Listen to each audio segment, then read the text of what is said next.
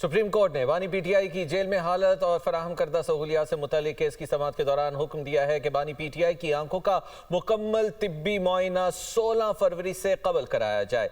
Chief justice of Pakistan ने remarks दिए कि एक माहिर आई स्पेशलिस्ट बानी पीटीआई की आंखों का मुआयना करेगा, जबकि तिब्बी मुआयने के लिए हुकूमत की जानिब से एक खुसूसी टीम तश्कील दी जाएगी। और इसके साथ साथ सुप्रीम कोर्ट ने तिबी मुआयने के दौरान फैमिली मेंबर की मौजूदगी की इस्तदा मुस्तरद कर दी है। अदालत ने बानी पीटीआई के अपने बच्चों से फ़ोन पर बात कराने की भी हिदायत जारी करते हुए कहा कि ये राब्ता भी 16 फरवरी से पहले मुकम्मल किया जाए। अटॉर्नी जनरल ने अदालती अहकाम पर मुकम्मल अमल दरामद की यकीन दहानी करा दी है। सुप्रीम कोर्ट ने बानी पीटीआई की जेल में हालत और फराहम करदा सहूलियात से मुतालिक केस की समाअत के दौरान हुक्म दिया है कि बानी पीटीआई की आंखों का मुकम्मल तिब्बी मुआयना 16 फरवरी से कबल कराया जाए।